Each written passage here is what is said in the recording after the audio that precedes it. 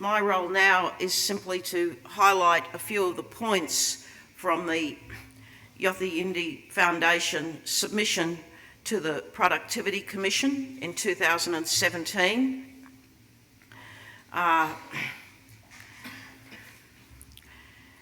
So I can't say loud enough and often enough how alarming the funding shortfalls to the Aboriginal population of the Northern Territory are. The Northern Territory government, as you've heard from Barry, underspends by $500 million. And if you just look at the breakdown of his figures just for 2006-7, the shortfall, for instance, for transport of rural school children was $12 million. So that $12 million should have been spent on transport for rural children to go to school. It was not. It was spent in Darwin. Now, today, here's a coincidence, or maybe it's not. Today is Darwin Cup Day. That's the horse race in Darwin. Now, Barry tells me he didn't know this, but have you noticed that every year at Garma, the politicians fly in on day one, and then by the middle of the next day, they're all gone. They've flown into Darwin to go to the Darwin Cup. Now, Darwin needs a new hospital. The Indigenous population is suffering. And where have they put $12 million this year, even though they're in financial crisis? They've dedicated $12 million this year to building a new stadium, or what do you call it? Grandstand for the racecourse in Darwin for the Darwin Cup. And all of those Northern Territory politicians who were here the other day reading speeches written for them by departmental officers, well, there was one, but you know, we've had many over the years, haven't we? Fortunately, there was only one this year. Written by their departmental officers who benefit from 935 different types of benefits that they can apply for on top of their salary. Well, she's not here today, is she? So, the services to Indigenous communities, the shortfall was $108 million. Family and Children's Services, the shortfall was $137 million. And, you know, over the years, Darwin's got the Convention Centre, the Wave Pool, an $80 million boulevard, $400 million in roads. The water park, how much did the water park cost? Oh, 2 water parks, sorry. And they're 12 minutes apart, you know, hundreds of millions of dollars, and yet Aboriginal communities don't have drinkable water. Anything from 5 to 30-something% of the children are suffering from malnutrition. The roads are appalling. There's insufficient housing. The last time I looked, the number of people per room in an Aboriginal community was between 12 and 18. So you have the worst overcrowding rates in Australia in Aboriginal housing in the Northern Territory. The Tiwi have the highest recorded kidney disease rates in the world, and then in other communities the rates are appallingly high, and kidney disease and other and infectious diseases are taking our population so quickly and so fast, and yet the bureaucrats can spend hundreds of millions of dollars on their toys in Darwin. I mean, I think it's an injustice on the world stage. it's an injustice of, criminal proportions. So, one of the points made in the submission by the Yothu Yindi Foundation is, it is alarming to see that the Territory has in fact a declining share of the national Indigenous population. That's just the figures, that's not the reality.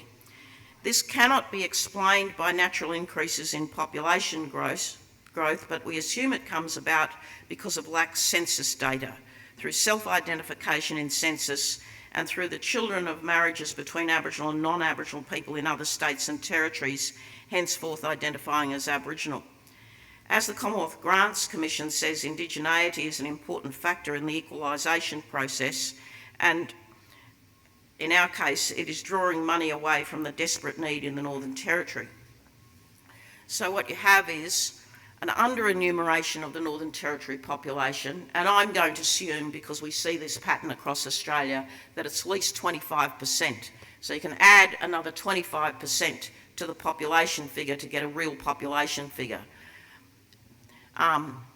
In the other states, more and more Indigenous people are counting themselves as Indigenous in the census, and yet they don't have the needs level that of the Aboriginal population here, and so those states are able to take Grants Commission allocations for an Aboriginal population with none of the needs of a population here. So if you can follow that logic, it means that the Grants Commission use of the conventional horizontal fiscal equalisation formula has to change. And the recommendations for change are these. And this is based, of course, on the figures that Barry's put together, and if you matched his financial data up to the worsening in all of the conditions for the Indigenous population here, what you see is an increasing failure of the Northern Territory government to deal with this, and increasing spending on matters that are nothing to do with the Indigenous disadvantage that they were required to spend the money on. So the recommendations are, as a minimum, that the Commonwealth Grants Commission provide full disclosure and reporting of the assessments intended for the benefit of Indigenous people, especially in respect of remote locations, in order that equitable distribution of resources can be monitored. And Barry's already told us that they've stopped publishing the data. So, they've got a lot to hide. That the Commonwealth Grants Commission adopt an additional disability factor to recognise the extreme levels of disadvantage suffered by Indigenous people in the remote parts of the Northern Territory. That the Commonwealth Grants Commission review its methodology in relation to indigeneity. And I think that's a very serious issue, and this is where we have to get a bit tough, and Aboriginal people all over the country have to get a bit tough about this. Just saying that we're Indigenous is not good enough in terms of justice. I'm prepared to stand up and say, yes, I'm Indigenous. My grandfather was a Yiman man from the Upper Dawson Valley in Queensland, but I am not disadvantaged.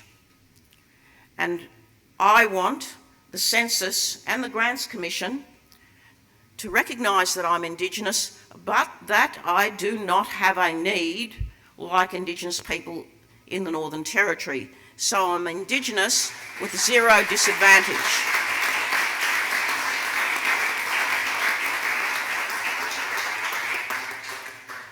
And possibly up to 50% of the Indigenous population could stand with me and say, I am Indigenous, but I am not disadvantaged. And we need to get the recognition of being Indigenous and the concomitant disadvantage that goes with being Indigenous in situations like this in the Northern Territory, recognised as a particular disability factor.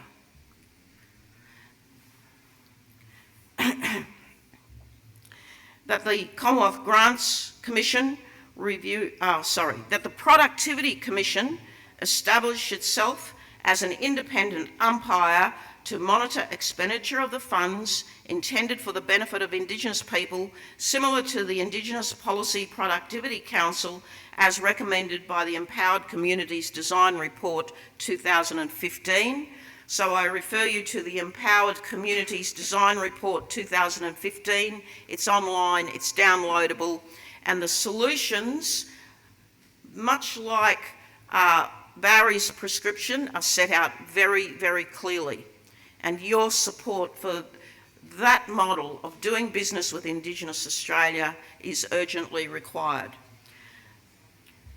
Lastly, notwithstanding the Commonwealth Grants Commission assertions that it cannot assess deficits in infrastructure, we believe that changes to the methodology so that the Grants Commission make assessments of the level of historic infrastructure deficit in the Northern Territory. Without this reform, the Territory's levels of disadvantage will be entrenched forever. So if you know your global history, you know that basically the Northern Territory is much like those colonial plantation states that operated on slave labour under a brutal total institutional regime, and it was handed holus bolus from the Commonwealth over to, remember Nicaragua, the 42 families, the pastoralists and the businessmen of Darwin as the prize, and it was a deal done. Okay, if the Commonwealth is going to legislate for land rights in the Northern Territory, as per the Woodward Commission report, then the white people demanded that the Northern Territory be handed over to them to run, and ever since what they've done is use all of their funding to pay for the white towns and treated all of Aboriginal land and all the communities on Aboriginal land as persona non grata. They get nothing. And what they're saying, and I've heard them say it, is, well, if you blacks want your land rights, you get nothing else.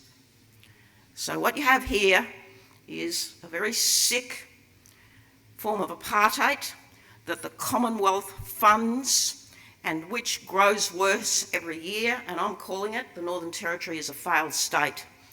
And the Australian taxpayer dollar funds it to the tune of 50 cents in the dollar now.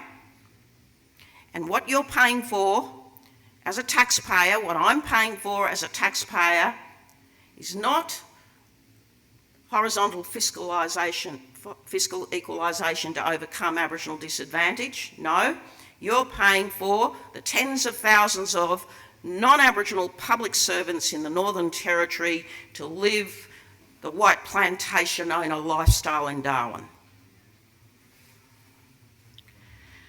So, yes, the Territory's levels of disadvantage will be, the Aboriginal Northern Territorian levels of disadvantage are entrenched forever unless this cruel system is brought to an end.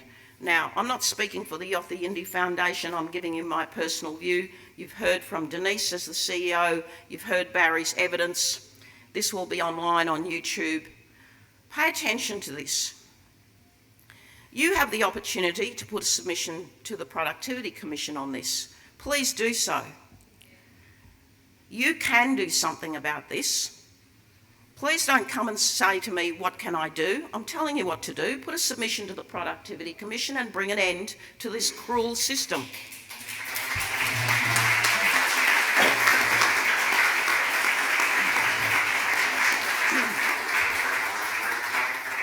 And we must make sure that Barry's analysis and facts and figures go online so that you can draw on the evidence. It's readily available, it is available, and Denise's speech is also online now on YouTube. You have the facts, you have the Yothu Yindi Foundation analysis. And I want to thank Barry very, very much for 10 years of wonderful work to help us to understand how this all works. So thank you very much, Barry.